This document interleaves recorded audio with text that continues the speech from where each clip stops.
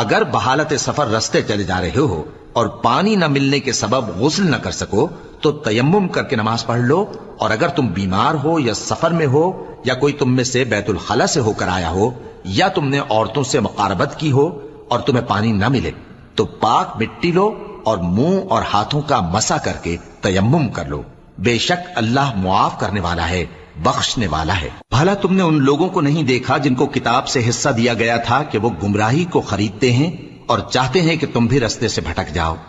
और अल्लाह तुम्हारे दुश्मनों से खूब वाकिफ है, और अल्लाह ही काफी कारसाज है और अल्लाह ही काफी मददगार है। और ये जो यहूदी हैं इनमें कुछ लोग ऐसे भी हैं कि किताबुल्लाह के कलिमात को उनके मकामात से हटा देती हैं और कहते हैं कि हमने सुन लिया और नहीं माना,